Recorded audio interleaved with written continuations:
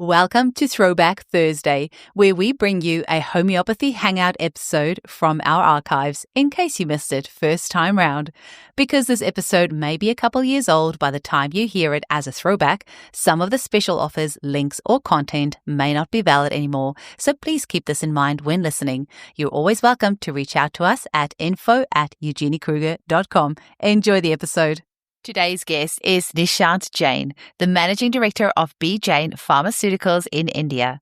I was very excited to speak with him because since my very first day of studying homeopathy, I've seen the name BJain on many of my textbooks.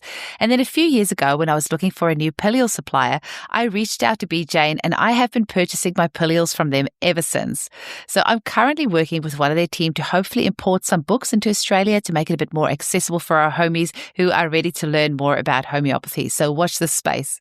Nishant joined the family business at a very young age, and he's a very hardworking individual who started his journey at the grassroots level, where he was responsible for the sales of Homeopathic Software. He later headed the publishing division, where he was successful in creating partnerships on a global level, including the formation of BJain Archibel, which was the first venture of the company outside India. He was the key person responsible for the diversification of the company into pharmaceuticals. His determination helped him set up a world-class pharmaceutical facility that has consistently been able to deliver high-quality homeopathic products. With more than 50 years of experience, BJain has always strived to spread awareness about the importance of transparency of procedures in homeopathic pharmaceuticals. Enjoy the episode. Welcome to the Homeopathy Hangout, where we discuss all things homeopathy from around the world. And now my mum and your host, Eugenie Kruger.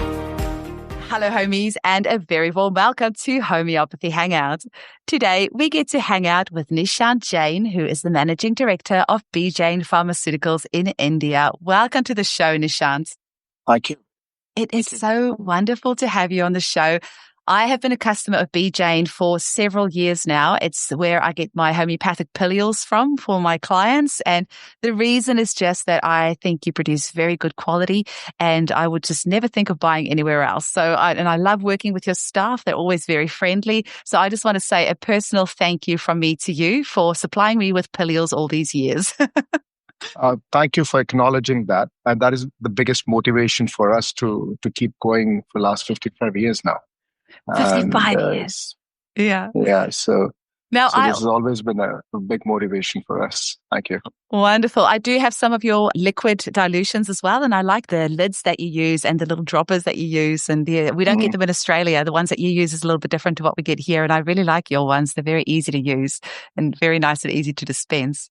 And you've got heaps of books as well. I've been dealing with one of the gentlemen at BJain, just trying to arrange to get a bunch of books sent over here, specifically Burika's books. So yeah, I've had a lot to do with your staff, and it's very nice to finally get to meet the head honcho there as well. So tell me, Nishant, I usually start off the show by asking people how they were introduced to homeopathy. I know how you were introduced, but maybe just tell our audience about your history with homeopathy. Actually, it goes back to before my birth, actually. It's a family business as my grandfather started this about 55 years back. And he got into homeopathy publishing books to make the literature, which was not really easily available to the market, to print them. He used to type them on a steno. Oh, wow. And bind them by hand and make a delivery. So it started right from the bottom of the pyramid. So it went on, and now actually, since the business has got a great acceptance worldwide. So my father joined the business. He took it to another level, right from the books from the Indian market to the global platform, and he started at many other verticals in homeopathy, apart not just books. He got into software distribution. He got into the journals and Spanish books and a lot of other market avenues. And then the third generation joined up, and we had a choice to get into publishing, exports of women garments, handicrafts, and so on. But I chose to stick to homeopathy. The major reason behind that has always been is the love and affection that we get from this community. And that really puts us on a great platform, like what the affection and what brand image the family has been able to create in the market. this is the biggest motivation for me to go further. And I added up the pharmaceutical division about 12 years back. And that's where we started on. And I think there's no other motivation which is required to keep on going on this. That's amazing. And you do lots of different things there at BJain. Can you just quickly give us a rundown of all the different departments that you have there? Because it feels like there's nothing homeopathic that you don't do, because you've got the software and the pillars and the remedies and the books and everything else. So just give us a bit of an overview of what people can expect when they deal with BJain. When you talk about VJain now, today we're dealing with different verticals of various businesses, run down primarily into homeopathy as a division. So within this, we do publishing of books in different languages, not only in English. Then we do journals on the online version. We started off with the online platform of teaching through Homeopathic Academy. We have a social media platform by Homeopathic 360 Degrees. Radar Homeopathic Software, which is now Opus, we distribute that for the Asian market. Then we involved in a lot of other associations in homeopathy across the globe in terms of supporting homeopathy. And we've got an association called CASH, which is a charitable wing of homeopathy, which is involved in doing a lot of events and promotional activity for the homeopathic side of it. Then 12 years back, we got into pharmaceuticals, whereby we started manufacturing medicines. And 3 years back, we added up another wing to the pharmaceutical division, which started up with the personal care division, which means the cosmetics by using the homeopathic ingredients. So that's another section you just recently added now. So this is what we do in homeopathy. That's so interesting. Can you tell us a little bit about the cosmetics? So do you actually have homeopathic preparations in the creams? Because yeah, they'll be using like calendula. We all know the benefits of calendula is a great product for the skin ailments. So we're using that product in a shampoo. We're using that in a face cream and a body lotion. We're using that in a face wash. So just an example, like arnica, we've got arnica shampoo, arnica hair oil, thuja used for anti-dandruff. So gingerbread used for anti-aging cream. So there are many such products we're just adding up by using the homeopathic ingredients to get it to a mass acceptance on the global level. Yeah. That's really cool. And what sort of potencies do they have in the remedies themselves? Because, of course, you know how we always get told, take the remedy away from food because it will antidote it. But if the remedies are in the creams, does it not antidote it? I know this is what the listeners are going to be asking. We're using this is a small thing. Actually, we're not using the potentized medicines, to be very honest, because we're using the herbs which are used in homeopathy. Like the tinctures, the mother tinctures. Like tinctures and the herbal extracts in the cosmetic division. So basically, it all boils down to making the other side of like Ayurveda and herbal is very popular in India. But like, for example, this calendula itself, it's not really known in the other side of the world. So we got this to be made it available on the platform. So at least people know about calendula, arnica montana as the great products for different daily usage as well. So it becomes a household name. Oh, very interesting. Yeah. So you might, use it as a shampoo and use a calendula shampoo. And so then when you see that as a pill on the rack, you're already familiar with the name. So that's that's a very clever way to, introduce people into it. I like what you're thinking. And with the teaching, tell me a little bit about that. So what sort of teaching do you offer? We've got a lot of homeopathic doctors we've attached with them in terms of developing their content. Which is making courses available for students, for researchers, and for even at CMEs for practitioners. So these courses are designed in a way that a student can, for example, organon. The different schools, they don't have access to great teachers. So we've developed the content based out of the minimum requirements of the understanding for what organon is all about. And then the whole course is designed maybe for about 200 hours, 150 hours, and that's delivered online if students want to read through it and to understand in a more practical manner, just rather than just reading the book. Wow. With teachers, so. And is that aimed at homeopaths or at lay people or anyone? It's majorly to do with homeopaths, actually, the students and who want to pursue homeopathy further. So more of an understanding. Yeah. And how do people get hold of that? Where do they just enroll through your website, or how do they get hold there's of a website called the Homeopathic Academy. If you visit bjain.com, so on the same page, you might get a link for Homeopathic Academy, and then you can refer to the courses on homeopathy through this. Excellent. I know what I'm doing tonight. I'm going to have have a little look on there. Sure. Like, we've got great teachers like Dr. Frederick Stroins, Dr. Farooq Master, and Grant Bentley from Australia, and people like them, so who have got a great knowledge in homeopathy, and their experiences and the whole knowledge has been shared online in the form of a course. Yeah. Well, we've had Farooq Master and Grant Bentley on the show, and I've got a recording of Frederick Schoens that we're going to be putting on the podcast soon. So that's incredible teachers that you've got on board to be teaching that material. Yeah. Wonderful. And tell me a little bit about the CASH, the events. So what is that exactly, and what type of events do you put on? By CASH, we mean Center for Advanced Studies in Homeopathy. Yeah. Under this umbrella, we do a lot of events, majorly to do in India. We conduct more to do with the physical seminars, whereby the homeopaths are invited. Sometimes it's free of cost, or sometimes it's basically on a basic charge. And we've invited people like Robin Murphy in India. We've invited Roberto Petrucci. We've done with Luke Schepper and Frederick Schroens, and people like them who've been there and given different lectures and teachings across the country. And so it's just more of a continued medical education for people who like to know more and more about homeopathy and being connected. And all the funds which we receive in this organization is put back into homeopathy by further doing more and more events. So we don't take the profit out of it. It's just to as a social cause to promote homeopathy. Oh, wonderful. Now, I can see the connection with Stroyens coming out there, like Frederick Stroyens coming out there, because he, of course, has developed the synthesis repertory, which is actually what I use as well. And I've used Radar Opus for 12 years now. And I know that you are one of the resellers for Radar Opus. I remember being a student and just having to fork out all that money. And I'm like, oh, it's so expensive. I don't know where I'm going to get the money for it. But actually, I recently listened to an interview that Frederick Stroyens gave.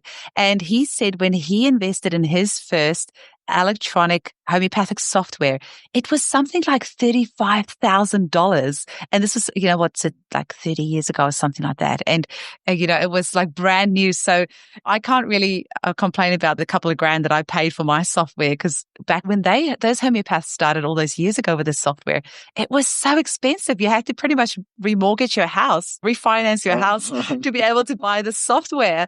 But so BJain is the reseller for, is it just for India or for all of Asia for the software? We do majorly for the Indian subcontinent. So as the market is growing, so they've added more and more dealer distributor to be more focused in the rest of the world. But we've been doing for the Indian subcontinent as major distribution for that. And we also a integral part in terms of the initial promoters for Radar as well. So BJain was involved in terms of being a shareholder for the Opus at a certain stage. Now we've done an exit, but yeah, we certainly an integral part of promoting the program. Oh, excellent. Oh, that's incredible. Well, I will thank you as well then, because literally when I open my computer and first thing when I open it in the morning, the first thing that gets opened is my email. The second thing that gets opened is my Radar Opus. And I don't know what homeopaths ever did without this incredible piece of software. It is so great.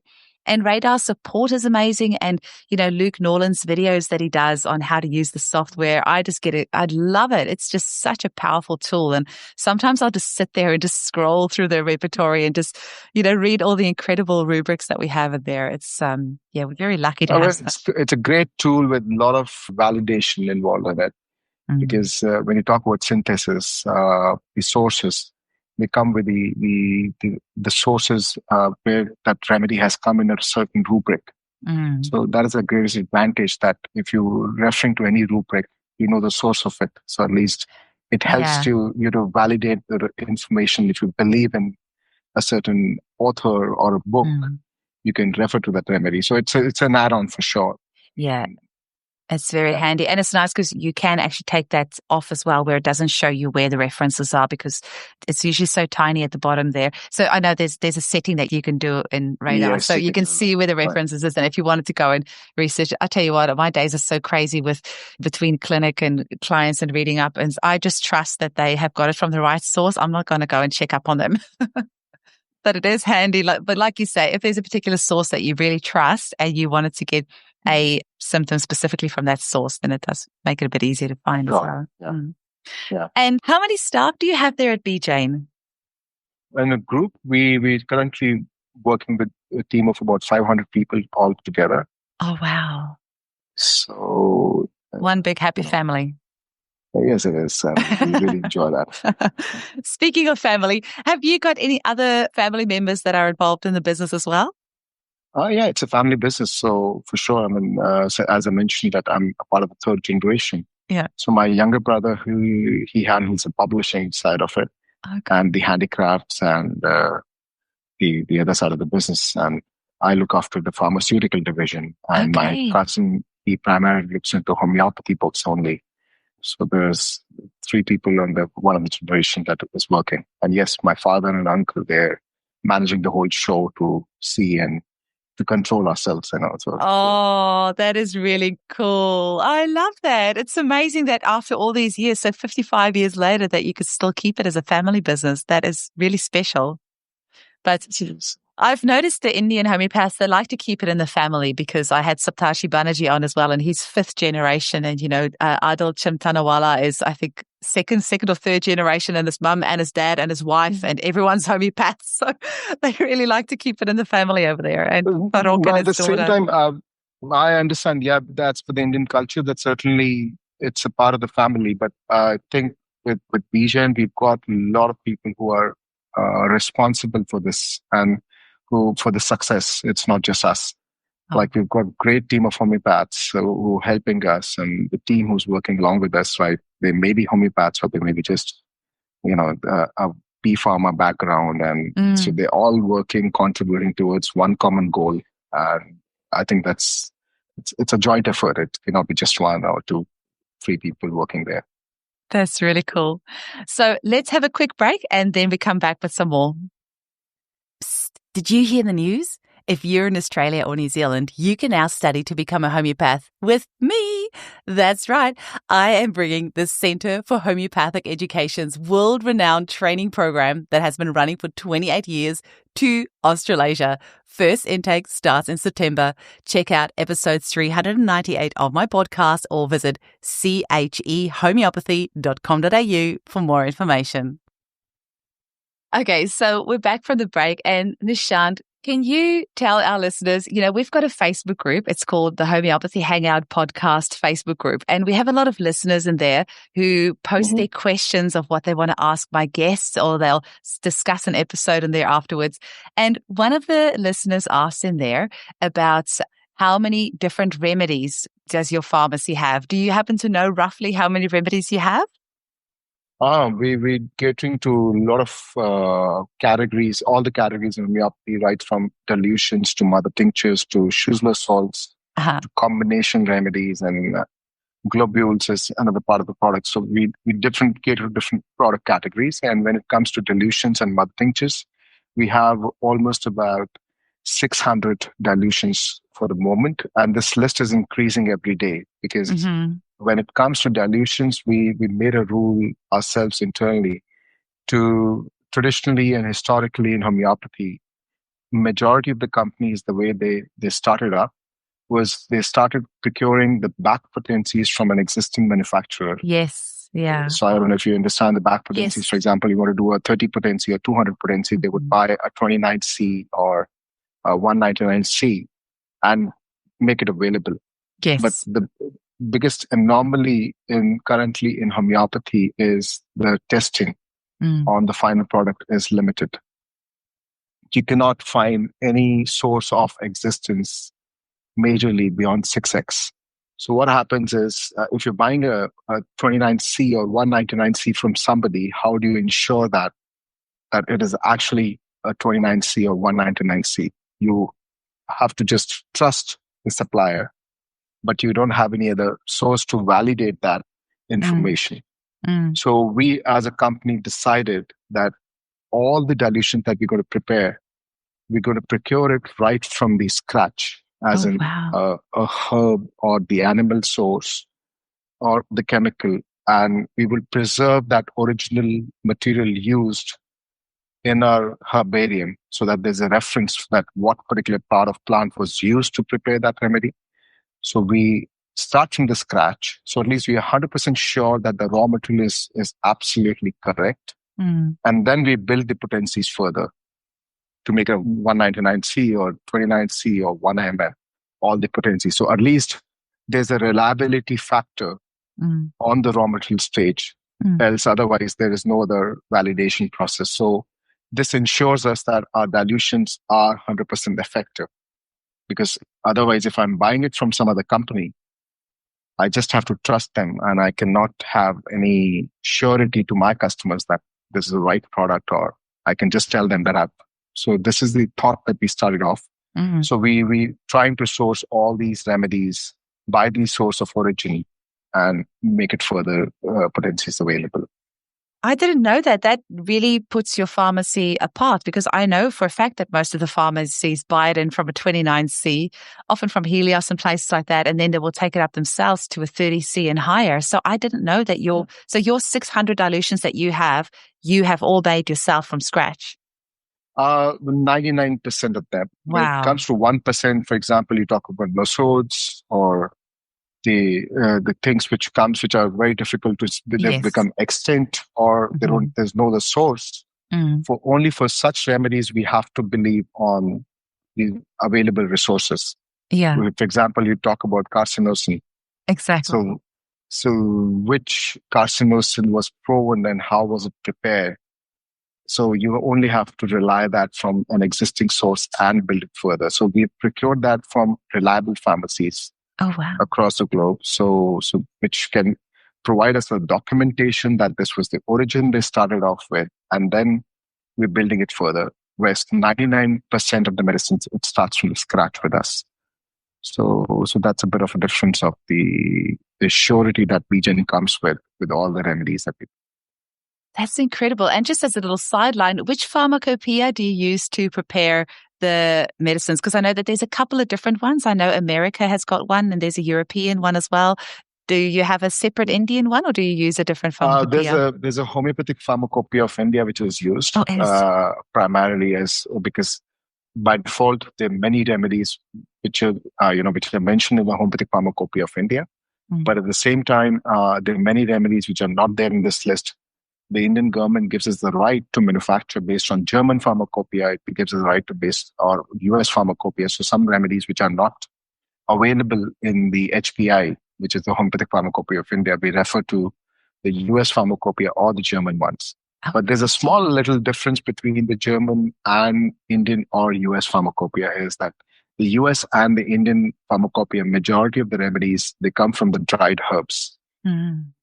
So basically that's a major source of presentation difference which we use to manufacture the remedies. Oh, that's really interesting. The pharmacy side of things really fascinate me. I find that really interesting. So, but of course, in India, you have some incredible Indian drugs that are turned into homeopathic remedies. And I always love chatting with the Indian homeopaths because they always prescribe like remedies that, we won't use that often here in Australia, but because they're common Indian herbs, it's probably natural for the Indian homeopaths to prescribe those in their clinics. So I'm guessing, it's probably easy for you to manufacture a lot of the herbs and things that you naturally find there in India anyway.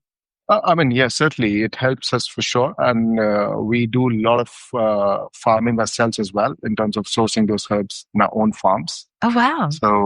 So at least it gives us surety the quality of the herbs being used, in many of them which can be grown within the local environment there. Else, there are many remedies which come from the European origin and the American origin. So we buy that directly from a lot of other herb suppliers as well to get the source of origin of the right herbs. But yes, for sure, we have a lot of Indian herbs which are used locally. Yeah, I guess that's where the dried herbs would be handy if you're getting things in from, America. You couldn't possibly do that fresh anyway. So that's where the dried herbs would be. But I think at the same time, a lot of, sometimes people feel that the fresh herbs tend to make you a better remedy. But when you look into that technically, the amount of content of the medicine with the fresh herb or the dried herb, because based on the pharmacopoeia, what happens is when you have a fresh herb, the moisture content is so high that the real medicine content gets diluted with water. So when you talk about the dried herbs, so what happens is the medicine content is there with less of water, so it does not get diluted. So there are a lot of school of thoughts, which comes with the source of remedies, whether it's a fresh one or it's a dried one. So, but the medicine content is important, whether you use it, the kind of source it is. And at the end of the day, it's 6 of one, half dozen the other, because it's energy medicine. So that plant's signature is going to be there, whether it's fresh or dry, I believe anyway, because it's all energy medicine. So I don't know. At the end of the day, it's going to make that much of a difference, whether it's fresh or dried. That's just what I think personally. That's the beauty of homeopathy. We know that. So it works in the essence of the remedy as such. So. Mm-hmm. So Nishant, what's BJain's vision for the future? Because it really feels to me that there is a homeopathic revolution happening. And I don't know if it's because I'm just saying it the whole time, so I'm like willing it to happen. But what's your vision with BJain? Where do you see homeopathy going in the future? Do you feel things are expanding or contracting, or what's happening at the moment? I'm optimistic by nature for sure. And I see, a lot of people, they come up that homeopathy is dying in the Western side. It's getting a lot of challenges from the modern medicine. But I would say that the brighter side of it is that smaller countries like Japan or China or Thailand or Philippines and Sri Lanka, and where homeopathy was not really there, people are struggling with that given environment to make homeopathy exist there, and the number of homeopaths are increasing every year. So it's about it, even after having so many challenges, like we're having a Liga in Turkey, where the medicines are not legally allowed to get into the country, or it's so difficult that none of the companies can actually register the products in the legal environment. But still, there's so many homeopaths who are practicing and who want homeopathy to be there. So it shows the willfulness of people that are fighting and make it things available. And so I see that there's a lot of opportunity for the system as such there, and the newer and newer countries joining hands together to get homeopathy coming up. So I see that, or at least the vision, the dream that we see for homeopathy, as you were asking, that we really want this to be a mainstream system of medicine for sure for everybody.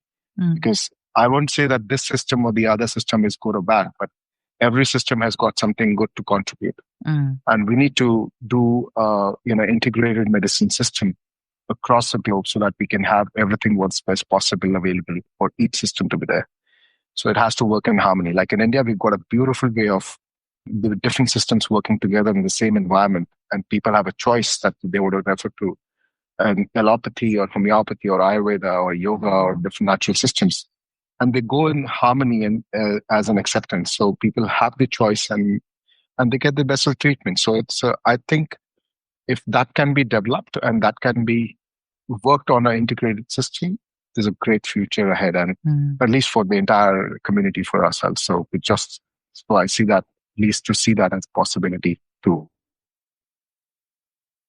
I think the whole world can learn from India and should have a minister of Ayush, where, there's a minister that's in charge of, the yoga, the Ayurveda and the homeopathics and everything else. Imagine if we had that all over the world, a minister of Ayush. That would be just incredible. I know we could certainly deal with one of those in Australia.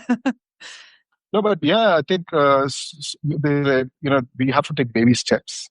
Something is happening a little bit further. So I think we all got to learn from each other and take it to the next step. So I really hope that the other, where it's a challenge, they try to learn a bit from India, and where it's much more organized, probably India has to learn from somebody else. So it's about just a process.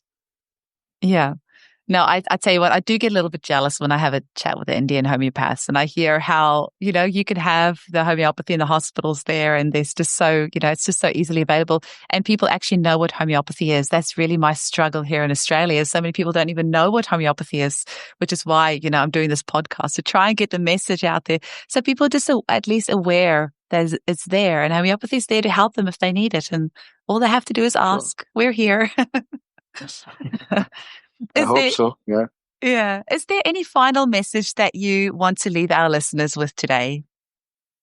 It's just for this homeopath, especially, the message is keep doing what you're doing, love homeopathy. And with this beautiful science, I believe there's a lot to be delivered, which we have to justify the due respect to the system, and it's just persistence to the same, whatever we're doing, we have to be persistent enough to keep pushing it forward. Mm-hmm. Amazing. Now, one last question, Nishant. Do you post, I know you post to Australia because I get all of your goodies sent over here, but do you post everywhere in the world or can people, yeah. And the website is bjain.com, BJAIN.com. So people can find you there and find out about your courses and your books. So many books. Yeah, bjain.com is the main website, but for the pharmaceutical products, it's bjainpharma.com. This is BJainPharma.com. So Excellent. for any medicines that you need, then you can just reach out to us and probably you can pick up any book on homeopathy. Probably you might have some contact of VJain available. So be there out there to serve you. Yes, no, it's wonderful. And thank you so much for the service that you're giving the community and that you're making all these products available to us. And certainly say thank you to Nidhi for me because she's the one that always organizes my pills, and give her a big cuddle from me and say Eugenie says thanks. Thank you so much. Thank you. I'll certainly pass on the message. Okay. Bye. Have a great day. Bye.